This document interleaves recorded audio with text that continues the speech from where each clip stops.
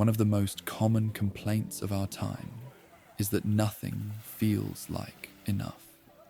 A person achieves what they set out to achieve and feels empty. A person travels to a place they dreamed of for years and feels almost nothing. A person eats a meal, finishes a project, completes a conversation, and walks away with the strange sense that they were not quite there for any of it. This is typically framed as a problem of gratitude. We are told that we do not appreciate what we have, that we are spoiled by abundance, that we should be more thankful, more present, more mindful. But what if this framing is incorrect? What if the problem is not that we fail to appreciate our experiences, but that we are not having experiences at all? What if something has inserted itself between us and our lives? Something so pervasive that we no longer notice it is there. There is a voice in your head. It narrates your existence in real time. It comments on what you are doing while you are doing it. It evaluates, judges, compares, and predicts. It never stops talking. This voice is so constant, so familiar, that most people assume it is who they are. But this assumption may be the source of a profound problem. A problem that explains why nothing satisfies, why presence feels impossible, and why life so often feels like something we are watching rather than something we are living. To understand this, we must first make a distinction that is rarely made. There is experience, and there is the experience of experience. These are not the same thing. Experience is direct. It is the taste of food before you have decided whether you like it. It is the warmth of sun before you have noted that it is warm. It is the sound of rain before you have thought the word rain. Experience is what happens before language, before evaluation, before the narrator arrives to file his report. The experience of experience is what comes after. It is the recognition, the labeling, the categorization. It is the "this is nice" that distances you from the niceness. It is the "I am happy" that separates you from the happiness. It is the narrator's summary of an event, delivered while the event is still occurring. Most people live almost entirely in the second category. They do not have experiences. They have narrated experiences. They do not live. They watch themselves living and provide commentary. This is not a moral failing. It is not a lack of discipline or gratitude. It is the natural result of having a narrator that never turns off. The narrator is always there, talking, and the talking is what prevents the arrival at the thing itself. The narrator is not without value. This must be understood clearly, or we risk the error of demonizing something that serves important functions. The narrator helps us process the world. It allows us to learn from experience by converting raw sensation into language and memory. It enables us to communicate with others, to share what we have felt and seen. It gives us the ability to plan, to predict, to avoid repeating mistakes. Consider what life would be like without the narrator. A person touches a hot stove and feels pain. Without narration, they cannot convert this into "stoves can be hot. I should be careful." They would touch the stove again and again. The narrator is what allows learning to occur. Consider also what love would be like without narration. A person feels affection for another. Without the narrator, they cannot say, "I love you." They cannot explain what they feel. They cannot build a shared understanding with another person. The narrator is what makes intimacy communicable. Without the narrator, we would be like infants, fully present, perhaps, but unable to accumulate wisdom or share our inner lives. The narrator is what makes us human in many of the ways we value most. It is what allows culture to exist at all. But there is a difference between a tool and a tyrant. The narrator was meant to be a tool, something we use when we need it. Somewhere along the way, it became a tyrant, something that uses us. It no longer serves at our discretion. It runs constantly, unbidden, consuming the very experiences it was meant to help us process. This is the paradox.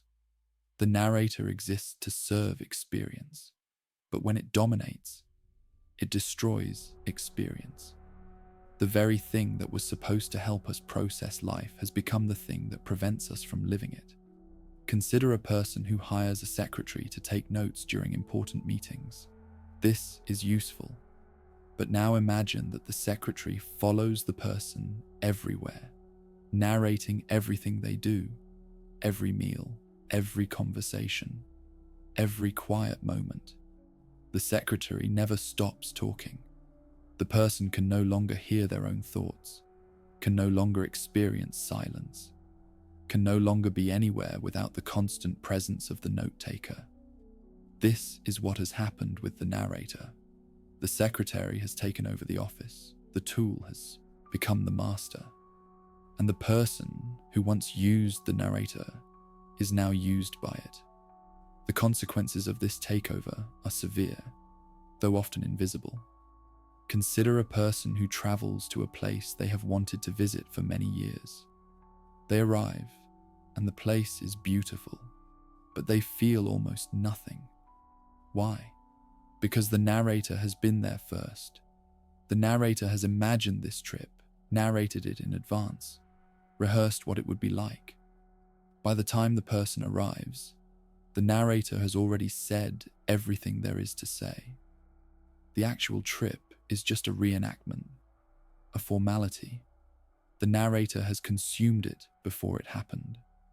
This is why anticipation so often exceeds the actual experience. The narrator is most active during anticipation. It builds elaborate narratives about what will happen, how it will feel, what it will mean. And when the actual moment arrives, it cannot compete with the narrative. The actual moment is just a moment. The narrative was a production. Consider another person who achieves a goal they have worked toward for years. A promotion, a degree, a milestone. They expect to feel satisfaction, perhaps joy. Instead, they feel a strange emptiness. Why? Because the narrator was never interested in the achievement itself. The narrator was interested in the story of the achievement, the narrative of struggle and triumph, the moment of arrival. But arrival is just a moment, and the narrator immediately moves on to the next narrative. What comes after this? What should I want now? What does this mean about who I am? The narrator does not know how to be still. It does not know how to arrive. It only knows how to move, to comment, to anticipate, to evaluate. And so the person who lives entirely in the narrator's world can never truly arrive anywhere. They are always in transit, always narrating the journey, never at the destination. This phenomenon extends beyond individual experience into the realm of human connection. Consider two people having a conversation. Each person is speaking and listening. But if we look more closely, we see that neither person is fully present. Each is narrating the conversation while it occurs. One person speaks. The other appears to listen, but inside, they are composing their response. They are evaluating what is being said.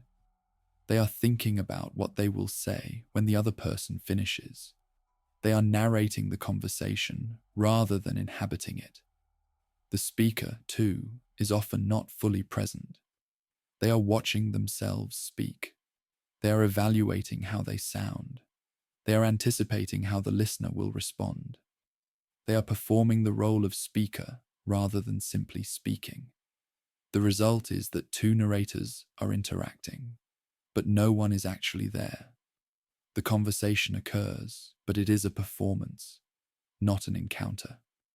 Both parties leave with the vague sense that something was missing, that connection did not quite happen.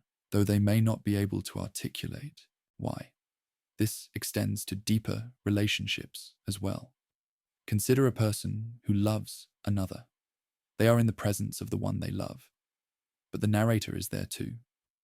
This is nice. I am happy. I should appreciate this moment. Is she happy? What is she thinking? Are we okay? I love her. Does she know I love her? The narration seems loving. It seems attentive. But it is a wall. Each thought is a small separation from the actual person in front of them. The narrator is talking about love, but love itself is wordless. It is presence. It is being with, not thinking about. Many relationships suffer not from lack of love, but from excess of narration. The partners love each other, but they are rarely actually with each other. They are with their narrators who are commenting on the relationship, evaluating it, worrying about it, planning its future. The actual person, the actual moment, is always slightly out of reach.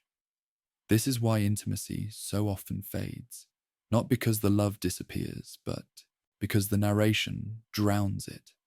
Two people can be in the same room, even in the same bed, and be entirely alone, each in their narrator's booth, each watching the other through glass, each waiting for a connection that cannot happen as long as the narrators are speaking.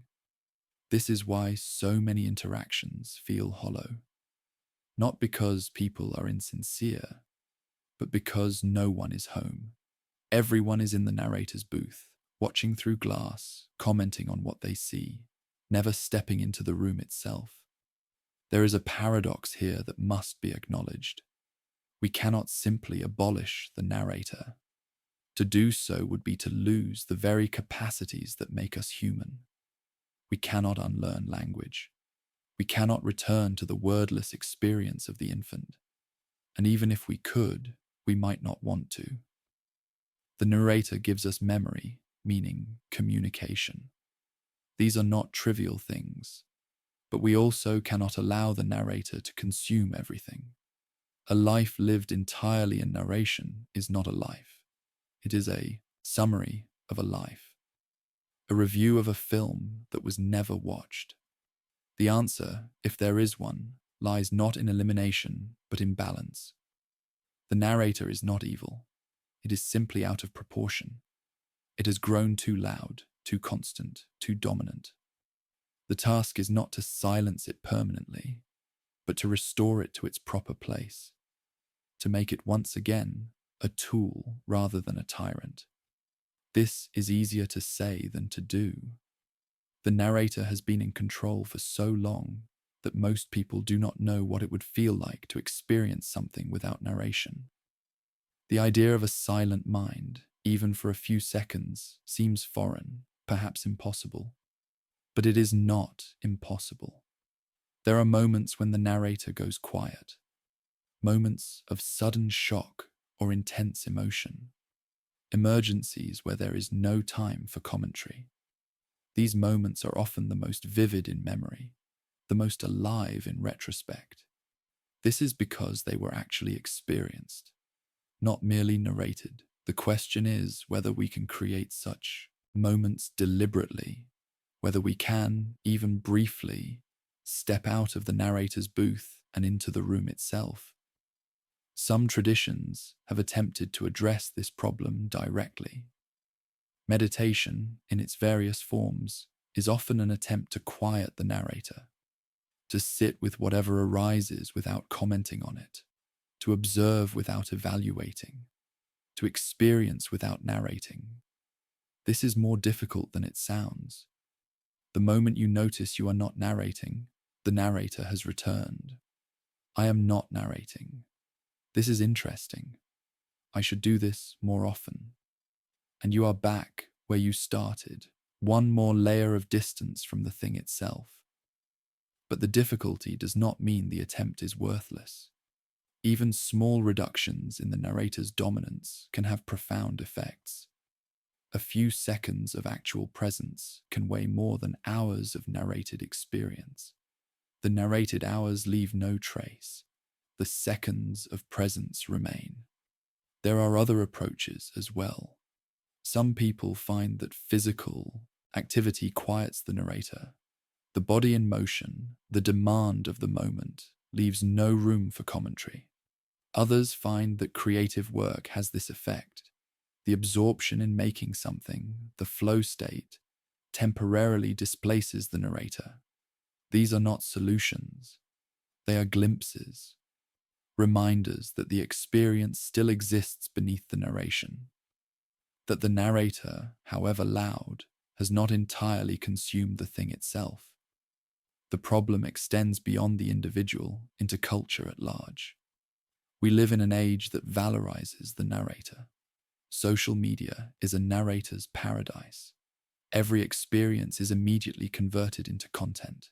Every meal is photographed. Every trip is documented. Every thought is posted.